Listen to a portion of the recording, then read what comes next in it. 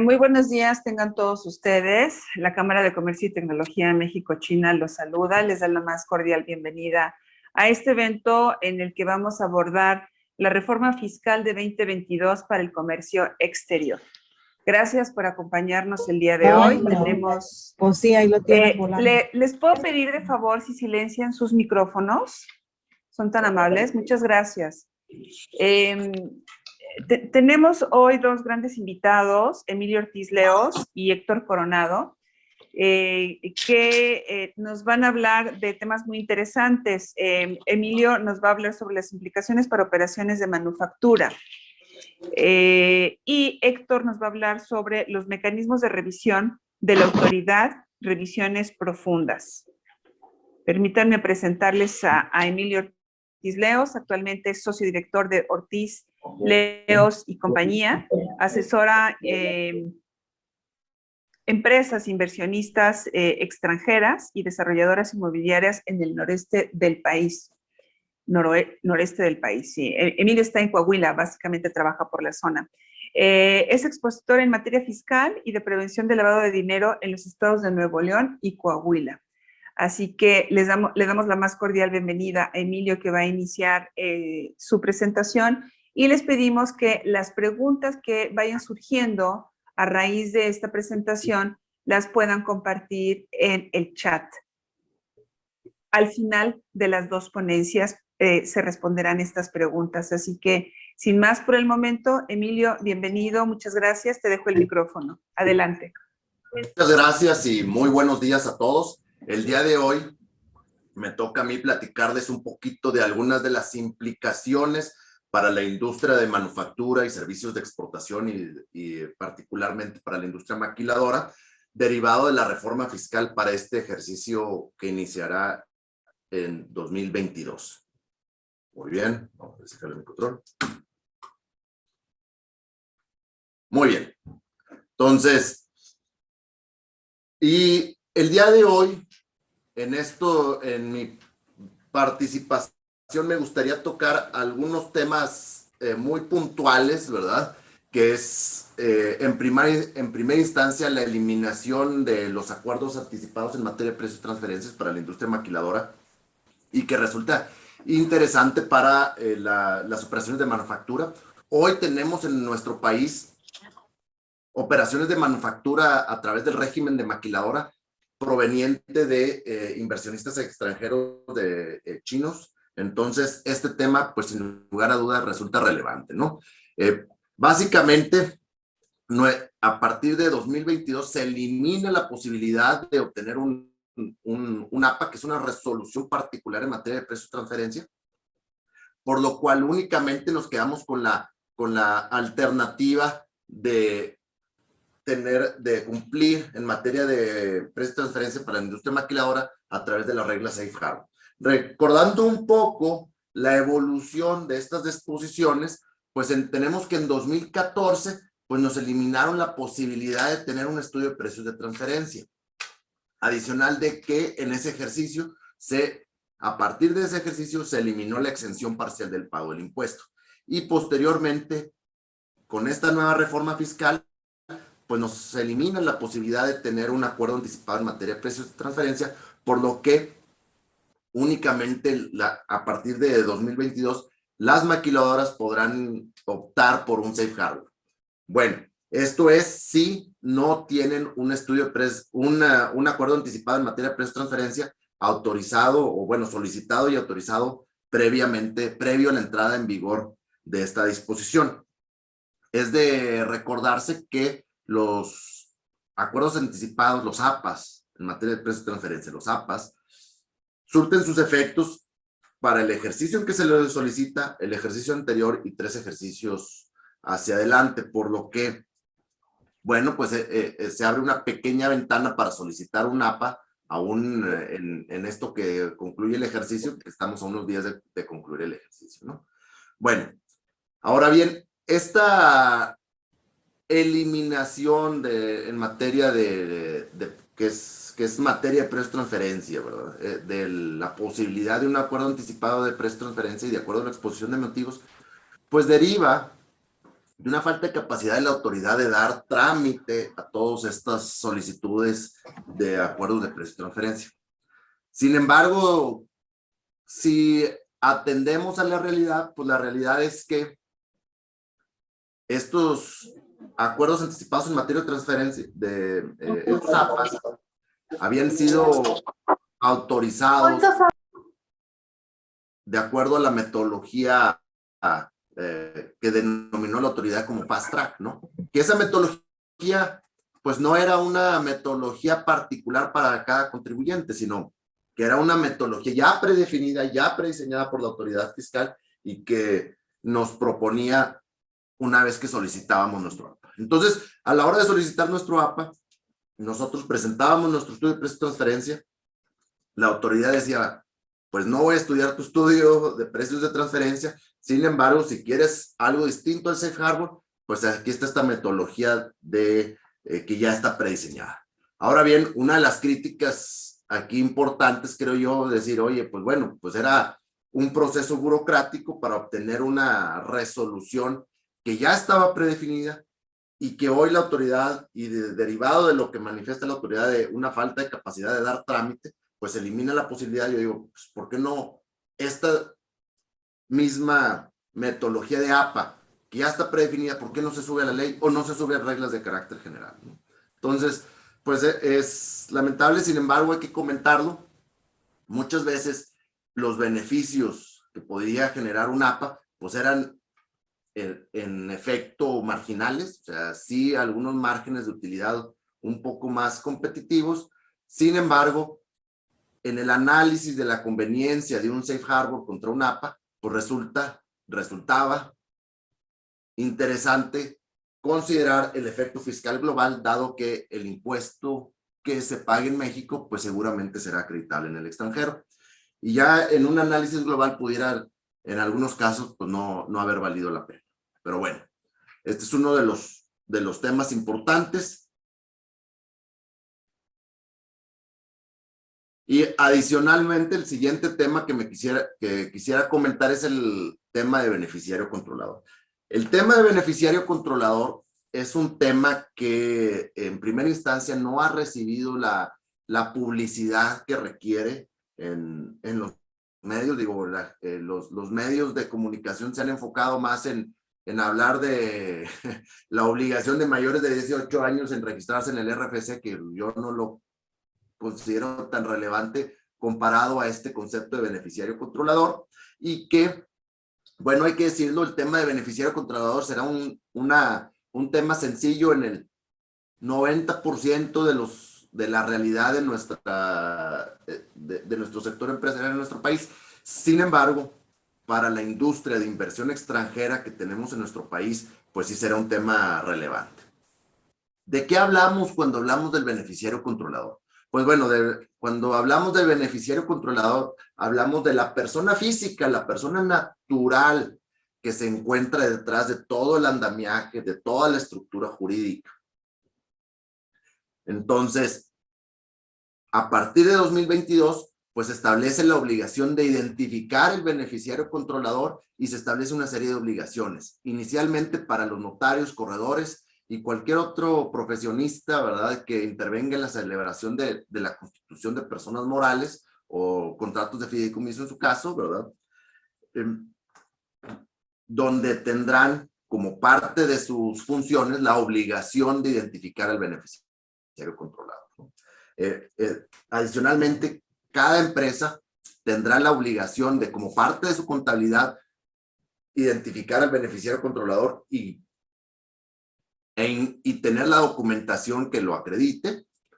Y la falta de cumplimiento en estas obligaciones derivará en una opinión negativa al cumplimiento de obligaciones fiscales en términos del artículo 32 del Código Fiscal de la Federación, que hoy sabemos que pues nos piden la opinión positiva de obligaciones fiscales para todo, para venderle al gobierno, para venderle a clientes y prácticamente pues sin eso no podemos operar.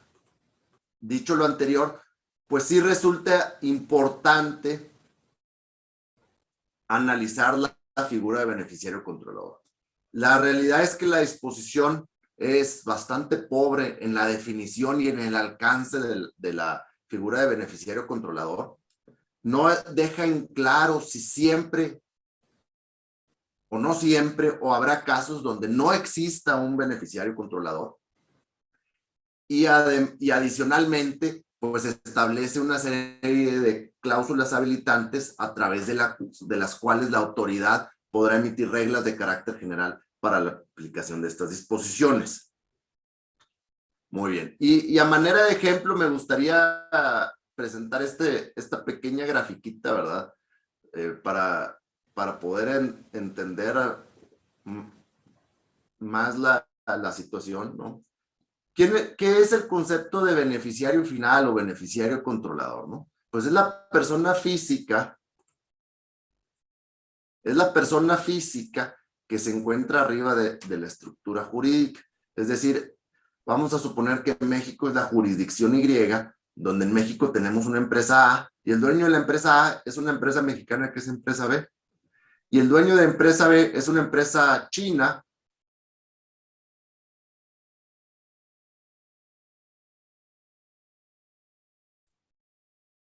Habían apagado mi micrófono.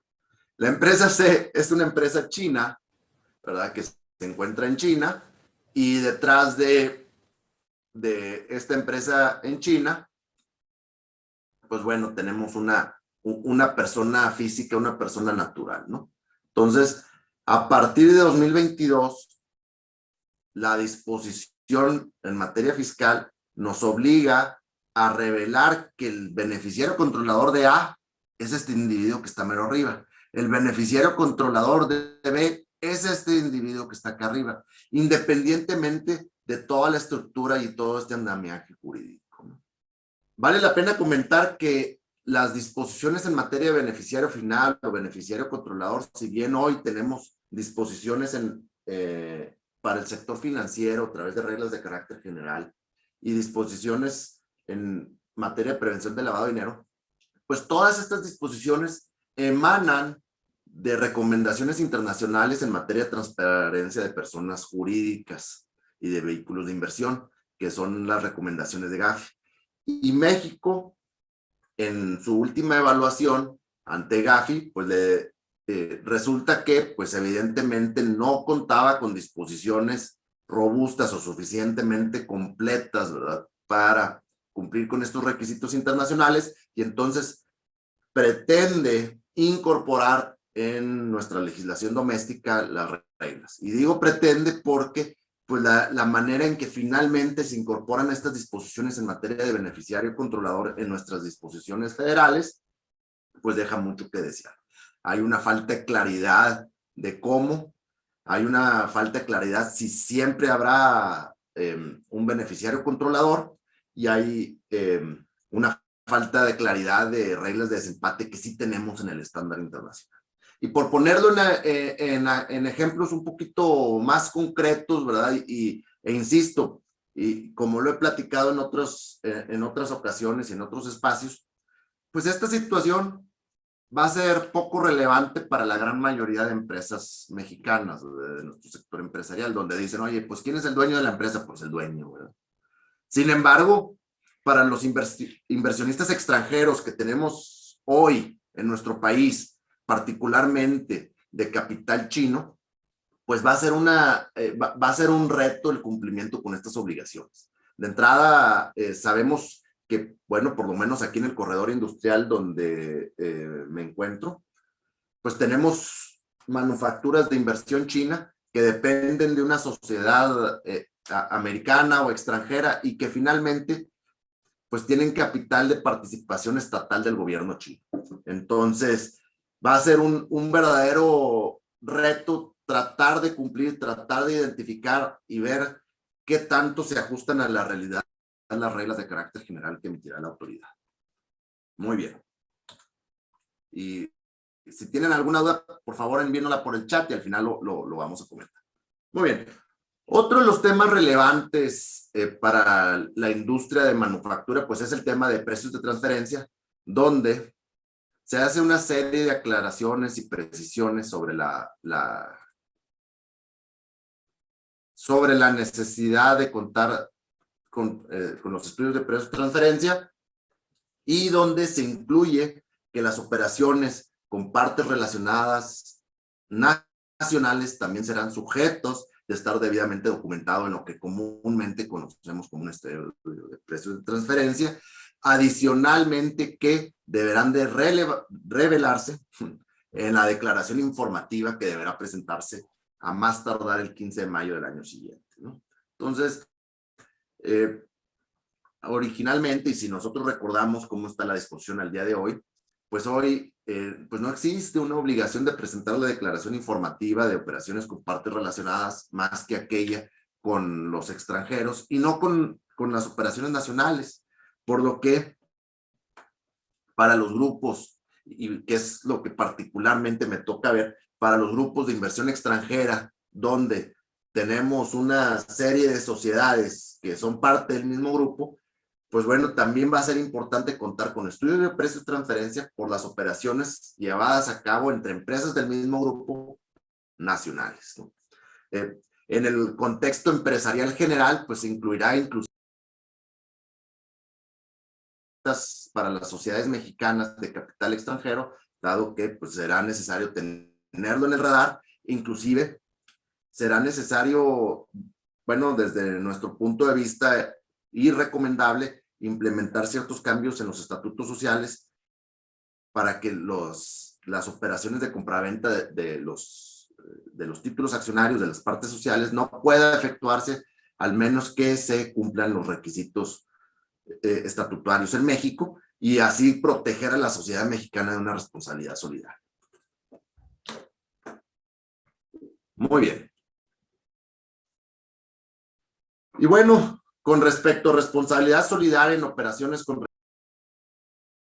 estructuramos operaciones con residentes en el extranjero, ¿quién designamos y qué salvaguardas tomamos a la hora de llevar a cabo este tipo de operaciones? Adicionalmente, se establece una responsabilidad solidaria para las empresas mexicanas de capital extranjero cuando no se realicen el aviso al que comentamos previamente, ¿verdad? De enajenación de acciones llevadas a cabo entre residentes en el extranjero, ¿no? Entonces, son nuevos temas o nuevos puntos a considerar para las empresas de inversión extranjera. Y finalmente me gustaría comentar de una manera muy breve los cambios en comprobantes fiscales, ¿verdad? Que tendremos una serie de cambios en comprobantes fiscales para 2022, donde se incorporan nuevos requisitos fiscales, como es el nombre, razón social del emisor y receptor, código postal, y el uso fiscal que se le dará al CFDI. Adicionalmente, las devoluciones, descuentos y bonificaciones tendrán que contar con una justificación y soporte documental dentro de contabilidad para su emisión. Es decir, actualmente pues hay empresas que emiten el comprobante fiscal de descuentos y bonificaciones sin tener un debido soporte, ¿verdad? Y entonces a partir de 2022 será necesario tenerlo como parte de nuestra contabilidad, ¿no? Adicionalmente, cuando exista una discrepancia entre los servicios y de bienes y entre los bienes y servicios que se facturan en los FDIs y la actividad económica registrada ante el SAT, pues el SAT podrá actualizar las actividades económicas registradas ante el RFC. Este tema de la actividad económica resultó relevante en los últimos meses en la industria de manufactura, dado que pues había muchos industriales que no tenían su actividad económica pues con la precisión debida, ¿verdad? Sin embargo, derivado de la entrada en vigor de la reforma de subcontratación laboral, pues resultó necesario revisar cómo se encontraba registrada la actividad económica entre el RFC, porque derivado de eso, pues se definiría la actividad preponderante y los servicios que fueran distintos de su actividad preponderante y que serían factibles de ser subcontratados a través de las empresas con registro de empresa prestadora de servicios especializados, ¿no? Entonces, sin embargo, pues bueno, vemos que la disposición para el año que entra va un poco más allá. A ver. Y bueno, finalmente, con respecto a comprobantes fiscales, ¿verdad? Vale la pena mencionar que los CFDIs solo se podrán cancelar en el ejercicio en que se expidan y ya no como lo venimos haciendo de cancelar CFDIs de ejercicios anteriores, y esto tendrá una implicación seria en la industria maquiladora, donde facturamos a final del ejercicio y luego cancelamos comprobantes fiscales para ajustarnos a los márgenes de utilidad. Entonces va a ser importante analizar otras posibilidades para llevar a cabo el cumplimiento fiscal en materia de precios de transferencia. Y adicionalmente, la cancelación de CFDIs que aparen ingresos, pues tendrán que estar debidamente soportados, ¿no? La emisión de complementos, de comprobantes fiscales sin complementos, pues conllevará sanciones por cada uno de los CFDIs. Y en términos generales, hay que decirlo, pues esto nos obligará para 2022 a revisar nuestros procedimientos administrativos, ¿verdad? Nuestros procedimientos internos de control y la relación que tenemos con nuestros proveedores, nuestra comunicación con nuestros proveedores, de manera que, pues previo a que se emita un comprobante fiscal, tengamos una seguridad razonable de que el comprobante fiscal se emite con los datos completos, con la descripción apropiada, y que realmente se va a registrar contablemente y oportunamente, porque ya no va a ser tan sencillo como se me olvidó registrarla, cancélala y vuélvemela a emitir. Entonces, definitivamente, esto nos va a traer un trabajo de revisión de procedimientos y controles internos administrativos. Entonces, y que la falta de esto pudiera derivar ahí en observaciones por la autoridad fiscal, que es lo que nos va a comentar ahorita adelante Héctor, ¿verdad? Las revisiones que está llevando a cabo la autoridad fiscal. Cada vez más la autoridad fiscal vemos una clara tendencia en basarse en la información con la que ya cuenta, derivada de los comprobantes fiscales, y a través de esto, pues empezar su análisis, su identificación de riesgos, ¿no? Entonces, pues bueno, estos son los temas que yo quería compartir con ustedes. Háganos llegar, por favor, sus dudas a través del chat, ¿verdad? Como quiera, aquí están mis datos, mi correo electrónico y demás. Y yo me quedo con ustedes, pero le paso el micrófono a Héctor. Muchísimas gracias por su atención. Muchas gracias, Emilio. Gracias por tu clara y muy sustanciosa ponencia. Seguramente habrá varias preguntas. Nosotros también tenemos ya algunas por aquí. Así que le damos la palabra por el momento a Héctor Coronado. Héctor Coronado actualmente es Tax Manager en Orbe Advisors. Cuenta con una trayectoria profesional de más de 10 años como contador público y es especialista en manejar programas de calidad para reducir las actividades de cumplimiento fiscal atrasadas. Héctor nos va a hablar de los mecanismos de revisión de la autoridad, revisiones profundas, ese es su tema. Así que les recordamos que al final de la ponencia de Héctor podremos tener espacio para la sesión de preguntas y respuestas. Adelante, Héctor, te dejo el micrófono. Gracias por acompañarnos.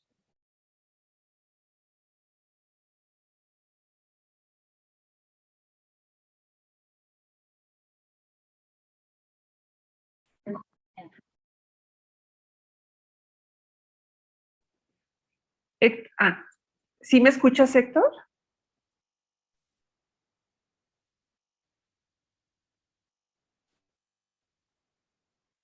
¿Me escuchan? Sí, te escuchamos. Adelante, por favor. Gracias. Okay, gracias. Dani, ¿me apoyas, por favor?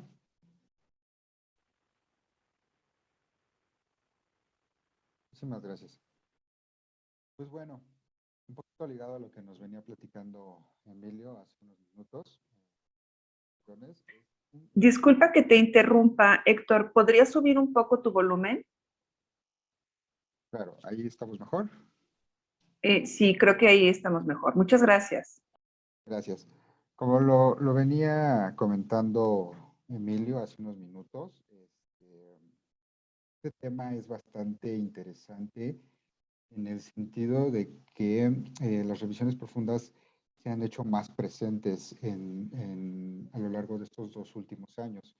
Recordaremos, el siguiente slide, por favor, recordaremos que por ahí de 2014, cuando se viene toda esta reforma en materia de contabilidad electrónica, de CFDIs, y empezamos a tener nuevas obligaciones con las autoridades, eh, nos preguntábamos qué va a pasar, qué va a hacer la autoridad con todo ese Big Data que nos está pidiendo la autoridad, ¿no? Entonces, Disculpa la interrupción nuevamente, Héctor. Nos están pidiendo si puedes acercarte un poco más al micrófono o subir el volumen. Gracias.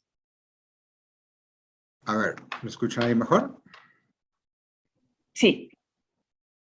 Perfecto.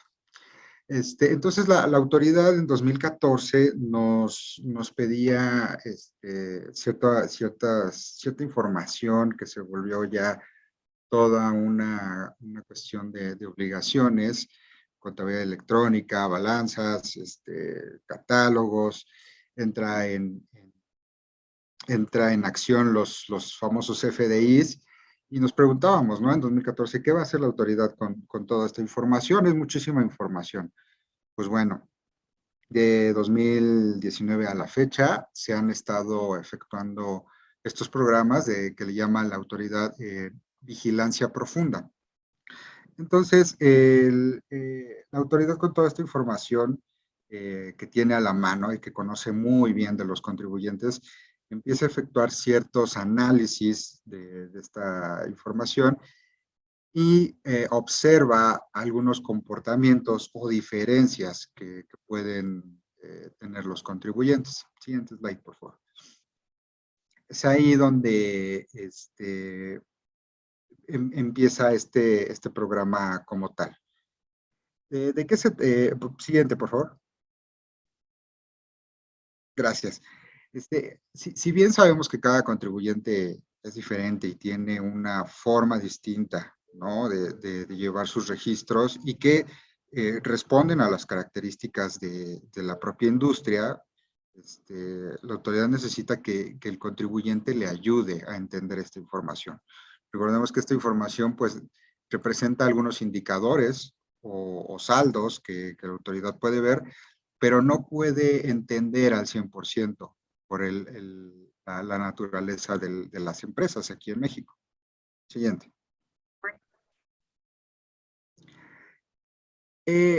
Entonces, la naturaleza de este programa va enfocado en orientar a los contribuyentes para rectificar dichas omisiones o diferencias que ya está detectando la autoridad, y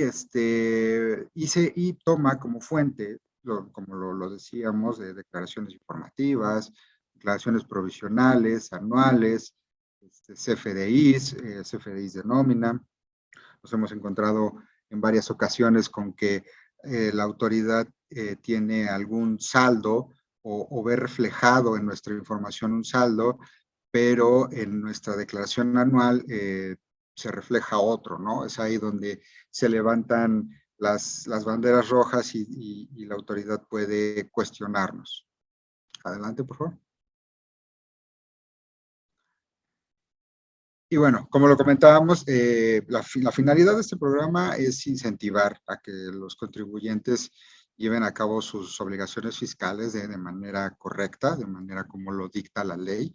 Y vamos a tocar un poquito el proceso de cómo se lleva a cabo esta revisión y cómo darle una buena solución para que la autoridad no tenga dudas o pueda volver a emitir un segundo oficio, ¿no? Entonces, en caso de recibir una notificación por parte de las autoridades, siempre va a ser mediante un oficio a través de buzón tributario. Y hay dos formas que hemos detectado, donde primero llega el buzón tributario y puede ser directo el oficio, puede ser que se estén señalando estas diferencias u omisiones de manera directa o hay otra forma de actuar también de la autoridad donde se pide una entrevista, ya sea de manera virtual o presencial.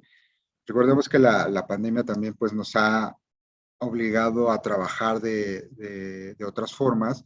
Entonces la autoridad también se ha ajustado a esta parte y nos ha dado la oportunidad de hacer las entrevistas de forma virtual.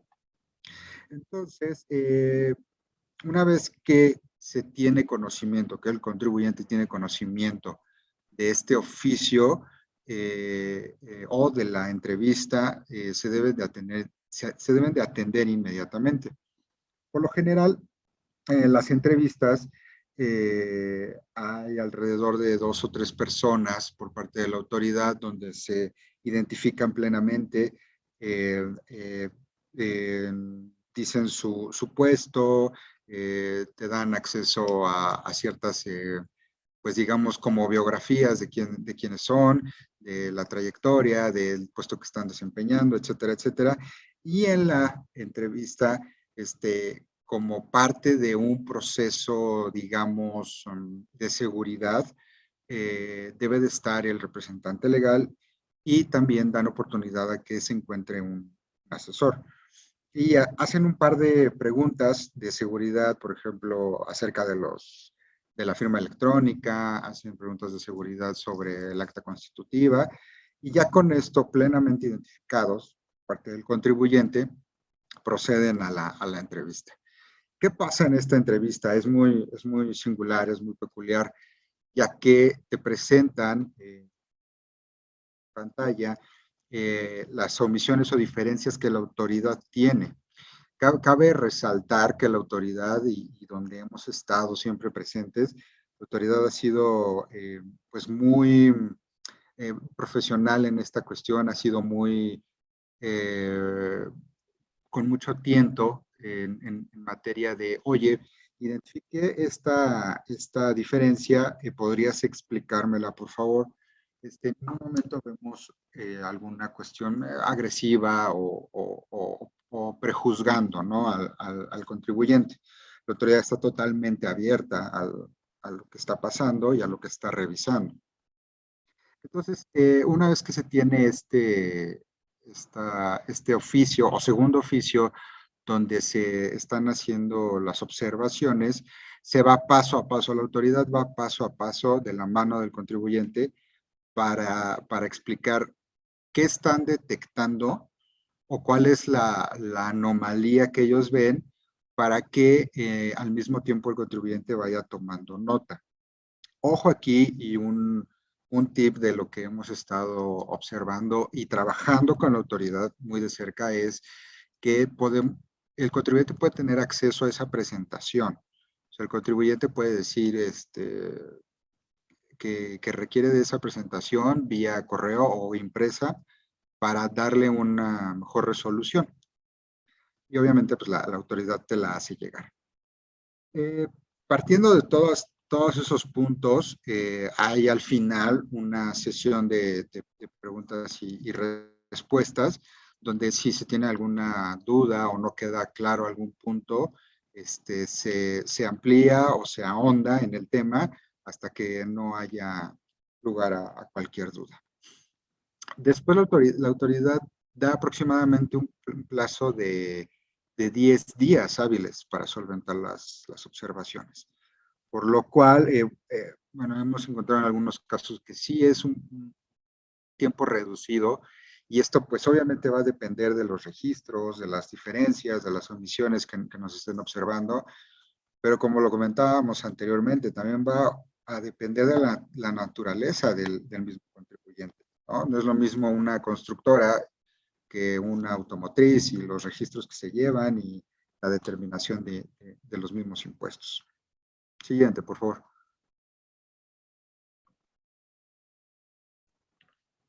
Bueno, y como también ya lo comentábamos, en esta entrevista es muy importante revisar a fondo las observaciones. Por mínimo que parezca o por fácil que parezca para el contribuyente de este lado o del lado que estamos de la asesoría, o defensa del contribuyente, a lo mejor podría ser algo muy obvio o una observación muy obvia, pero se debe de dar una solución muy clara y muy precisa a la autoridad. Y también, como lo comentábamos, estas vigilancias profundas van mucho enfocadas a totalizar, ¿no?, de manera mensual o anual las diferencias. Digamos, no es a nivel tan detallado, o en algunas ocasiones nos hemos topado con nivel de detalle pues no tan grande, lo cual da pie a que se pueda cumplir a tiempo el plazo de los 10 días, ¿no?, que señalábamos. También pueden ser, nos hemos encontrado también mucho con observaciones que van directamente a los CFDIs de nómina, a retenciones, por ejemplo, o también a pérdidas fiscales, ¿no? Son, digamos, como del top 3 de los objetos de revisión donde la autoridad está enfocándose. Y como lo comentábamos, ¿no?, también ser muy precisos con los papeles de trabajo, el Excel que se vaya a entregar, el escrito. Recordemos que esta contestación o esta resolución que debe de dar el contribuyente debe de ir acompañada de un escrito muy bien fundamentado y formulado. Siguiente, por favor. Es decir, si se tiene un papel de trabajo que se señala en el punto número 2, en el punto número 2 debemos explicar muy bien qué estamos haciendo en el papel de trabajo. Igual, aunque me repito un poco, pero no dejemos de pasar ningún detalle, ¿no? Aquí lo importante es ser muy precisos con la autoridad y que la autoridad termine de entender nuestros procesos como contribuyente o nuestros cálculos y por qué estamos reflejando esos resultados de manera electrónica. También en la entrevista, al final y en la misma presentación, nos hacen mucho hincapié de lo que se debe de entregar. Como parte fundamental es el escrito, después los papeles de trabajo, pero si se tiene alguna evidencia extra, no hay que dudar en también entregarla. Por ejemplo, tuvimos un caso donde la autoridad nos cuestionaba unas pérdidas fiscales y cómo es que el contribuyente seguía operando con pérdidas fiscales. En ese caso también echamos mano de algunos créditos y evidencia de créditos que el contribuyente había echado mano de algunas instituciones bancarias y también lo presentamos y lo señalamos, ¿no? Lo cual ayuda muchísimo a entender. Recordemos que dentro de toda esta masa y este Big Data que la autoridad tiene, hay algunas cosas que no son obvias o que no se pueden entender a simple vista. Y una de esas es, por ejemplo, esta parte, ¿no?, de las pérdidas fiscales y de cómo se sigue operando. Y ya, bueno, eso podría entrar dentro de otro tema que también estaría bien tocar, por ejemplo, con tasas efectivas o alguna situación así en el futuro, pero sí nos ha tocado también ese tipo de cuestionamientos. Siguiente, por favor. También esto es muy importante porque al no tratarse de una auditoría como tal, toda la resolución de este acto administrativo debe de presentarse, ya sea de manera física, si el volumen de las operaciones así lo requiere, es decir, que sea un volumen de papeles de trabajo muy grandes, se puede dar por oficialía de partes, lo mencionan también en la entrevista, o se puede también, que es la manera que la autoridad prefiere más, que todo sea a través de correo electrónico. Entonces, es muy importante revisar que todo se vaya bien adjuntado, que se vaya bien señalado, que se enumere bien, etcétera, etcétera, ¿no? Todo lo que conlleva enviar estas observaciones de manera correcta. Y, adelante, por favor, siguiente. Y pues bueno, se preguntarán, ¿cómo podemos prevenir o cómo podemos estar listos para una revisión profunda? Hay muchos indicadores que se pueden analizar y estudiar dependiendo del contribuyente. En Norbe Advisors contamos con programas especializados que nos permiten identificar banderas rojas, puntos clave, los cuales la autoridad nos pueden señalar en cualquier momento o en algún futuro próximo. Y estas herramientas con las que contamos nos arrojan indicadores que debemos atacar de inmediato para en cuanto llegue una vigilancia profunda o una observación en específico, podemos estar listos en cualquier momento. Siguiente, por favor. Este es un pequeño demo de lo que hacemos en Norbe, muy, digamos, algo express que quería yo presentarles. Hemos estado trabajando muchísimo estas herramientas, han ayudado muchísimo. Como pueden ver, es súper amigable con el usuario. Arriba tenemos el semáforo verde, libre de riesgo, adelante, ¿no? Podemos volver a los indicadores. Los indicadores te van a ir diciendo que se tiene, en qué punto se tendría que atender de inmediato, a largo plazo, etcétera, etcétera. Entonces, si tienen alguna duda, por ejemplo, aquí en este análisis que se hace de este demo, el semáforo de inmediato nos aparece en rojo y dice, a ver, aquí tenemos un riesgo, tenemos cierta cantidad de CFDIs, tenemos estos ingresos declarados, ¿qué está pasando con esta diferencia? ¿No? Entonces, es una super herramienta que nos ha ayudado muchísimo, muchísimo, y creo que puede hacer un muy buen cierre de pinza con las asesorías que llevamos a cabo. Muchas gracias, Dani.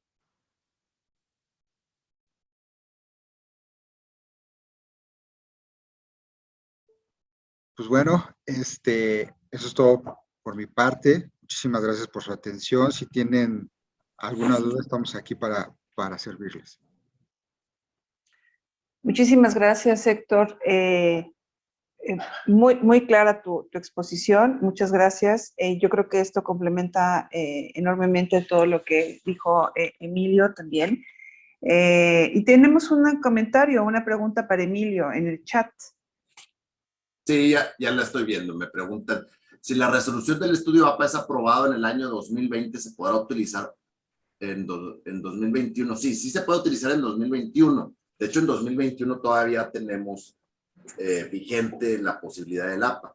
Inclusive, si se tiene un APA autorizado y la vigencia del APA va más allá de 2021, va a 2022 y 2023, podrá seguirse utilizando. Sin embargo, a partir del ejercicio siguiente, ya no será posible solicitar un nuevo APA. O sea, van a ser respetados los APAs que se hayan autorizado previo a la entrada en vigor de la disposición. Muchas gracias, Emilio.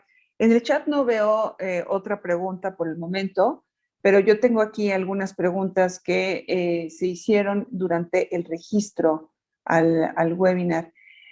Una de ellas se refiere a el posible impacto de las reformas sobre las condiciones del programa IMEX. ¿Algún comentario al respecto? Pues todos. Sí. Digo, sí, pues el IMEX ha sufrido una serie, bueno, en general los regímenes de comercio exterior de fomento a la industria de manufactura y exportación, pues han sufrido ciertos cambios en las reglas, desde los mayores requisitos para su obtención como plazos pues, más extensos para su obtención. No está previsto una modificación como tal a los permisos o al decreto IMEX, ¿verdad? Y a los requisitos para obtener un IMEX y una certificación IBEX, porque ya son lo bastante complejos, ¿verdad? y es un tema que hemos platicado en ciertos espacios donde pues, la carga administrativa y burocrática pues ha incrementado de manera importante, ¿verdad? En los últimos años, ¿no? Entonces, claramente no, bueno, concretamente no hay una modificación a los requisitos para obtener un IMEX, para ser calificado como una empresa maquiladora, para una certificación IBEX. Sin embargo, pues a las empresas de este sector, pues evidentemente los temas que me permití tocar hace algunos momentos, pues les van a ser temas relevantes, ¿no? Pero bueno, eso es así muy puntualmente sobre ese tema, ¿no? Héctor, ¿quieres comentar algo? Muy bien, gracias. A ver, una pregunta muy general que yo creo que ustedes pueden darnos su opinión. Beneficios de la nueva reforma. Bueno, habrá beneficios, bueno, en términos muy generales, si hablamos de beneficios de la nueva reforma, pues tenemos el nuevo régimen simplificado de confianza, ¿verdad? Que pudiera ser aplicable para personas físicas y para ciertas personas morales. Que bueno, digo, tendrán ciertos beneficios ahí como tributar, en el caso de personas morales, bajo flujo de efectivo y tasas de depreciación un poco más atractivas, que no necesariamente a todo mundo le va a convenir, hay que decirlo, en personas morales. Personas físicas, pues claramente, pues son tasas mucho menores de impuestos, ¿verdad? Entonces, claramente ese es un beneficio también para los arrendadores, ¿verdad? Que pudieran ubicarse en el régimen del reciclo, ¿verdad? El régimen simplificado de confianza. Sin embargo, difícilmente va a ser aplicable al sector de manufactura que estamos viendo el día de hoy. Pero sí es un beneficio de la reforma, ¿verdad? O algo atractivo de la reforma. Ahora bien, el tema del régimen simplificado de confianza para el sector empresarial y el sector industrial, ¿verdad? Pues en este régimen se implican nuevas retenciones de la tasa del 1,5 y dependiendo de actividades profesionales y empresariales y demás, ¿verdad? Entonces las empresas van a tener que es un tema, ¿verdad? Van a tener que identificar qué proveedores, van a haber más retenciones, y van a tener que identificar qué proveedores y prestadores de servicios se ubican en este régimen simplificado de confianza y solicitar las retenciones, abrir nuevas cuentas contables y llevar nuevos controles administrativos, ¿verdad? Sí, sí, coincido con Emilio. Aquí yo creo que de los beneficios que podemos ver va directamente a las personas físicas, ¿no? Y a la recaudación de su ISR. Recordemos que como tal el IVA seguirá teniendo el mismo tratamiento, pero el ISR va a ser más fácil de recaudar para ellos. Este tratamiento un poco preferente en las tasas, la verdad es que para personas físicas, desde micro, pequeña, mediana empresa, siendo persona física, veo que esas tasas están considerablemente bien. No vemos ni escuchamos por ahí algún aumento progresivo en los años que vienen, pues, lo cual también me parece bien. Un poquito saliéndome de la pregunta, sí ese beneficio un poquito más agresiva, la cuestión de recaudación, fusiones, liquidaciones, más observable. También por ahí el tema de deducción de cuentas incobrables, más requisitos, casi imposible de deducir, pero sí tiene sus detalles, ¿no? A analizar por industria, como lo comentaba Emilio. Ok, muchas gracias. ¿La reforma tiene implicaciones sobre la carta aporte? Pues no la reforma como tal, digo, la carta aporte ahorita está prorrogada al 1 de enero del año siguiente, ¿verdad? Y a lo mejor ahorita Héctor nos puede hablar un poquito más de las disposiciones particulares de la carta aporte, pero lo interesante de la carta aporte es que cuando nosotros vimos al gobierno americano, la Cámara de Comercio del gobierno americano, emitirle una carta al gobierno federal mexicano diciéndole, oye, pues la carta aporte pues nos va a parar, ¿verdad? Porque es una locura los requisitos que están pidiendo, ¿verdad? Pues yo ese día pues dormí, porque ya sabíamos, o sea, pues nuestra economía está muy ligada a la economía americana y así es como funcionamos, ¿no? Y dije, bueno, pues eso va a significar por lo menos una prórroga y a los días pues, se publicó la prórroga, ¿no? Entonces, esa es una superventaja, ¿no? La presión del gobierno americano con respecto a la carta aporte. Entonces, que bueno, es muy cuestionable el requisito de la carta aporte, de que dicen, oye, con eso se acabó el contrabando. Y yo digo, sí, y con el CFDI se acabaron las empresas fantasmas, ¿verdad? Y la compra de facturas. Entonces, pues lo dudo mucho, ¿verdad? Y pues la verdad, la carga administrativa que conlleva en el sector industrial tener que facturar por cada transporte y en el momento, en tiempo real, pues es pues básicamente imposible, ¿no? En muchos de los casos. Héctor, no sé si quieras comentar algunas particularidades de la carta aporte. Sí, ya veníamos, ya bueno, la carta aporte siempre ha existido, nada más que tuvo ahí sus variantes y ahora con la reforma se endurece la cuestión de llevarlo a cabo, como lo comenta Emilio, cuando nuestros vecinos americanos levantan la mano y dicen, sí, ¿y cómo le voy a hacer? Pues el gobierno tiene que echarse para atrás, ¿no? Bueno, no echarse para atrás, sino más bien la cuestión de la prórroga y ver qué mecanismos puede acercar para hacerlo más viable. Yo de la carta aporte, aunque entre en vigor, me quedo con las siguientes dudas, a lo mejor muy cuestionables, pero en sentido estricto, si el transporte o el traslado de la mercancía toca parte federal, debes de llevar una carta aporte electrónica. ¿Quién se va a dar a la tarea de revisarla? O sea, ¿quién le va a dar ese seguimiento en área federal?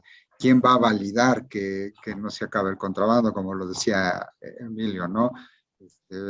La facturación electrónica iba a revolucionar, iba a acabar con las empresas fantasma, no.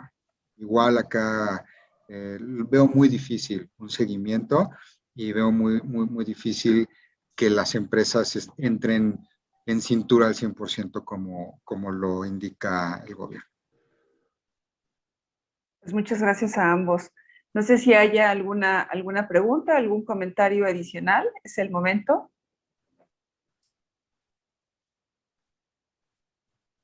Pues en el chat no veo ninguna pregunta adicional.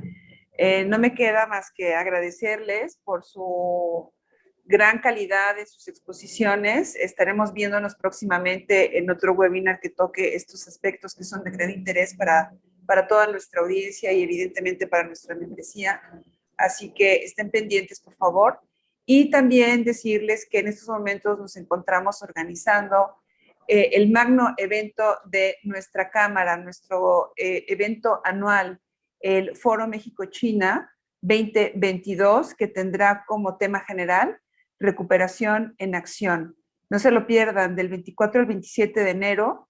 Esto va a ser en el Senado de la República. Tenemos alrededor de 80 ponentes que abordarán temas de gran interés en el intercambio y la relación México-China.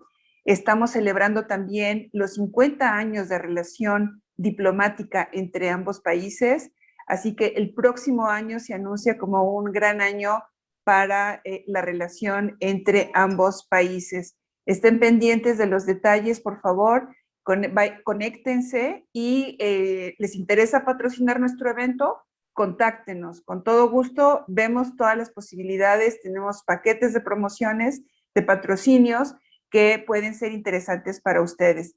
Teléfono de la Cámara, 55 55 11 20 11.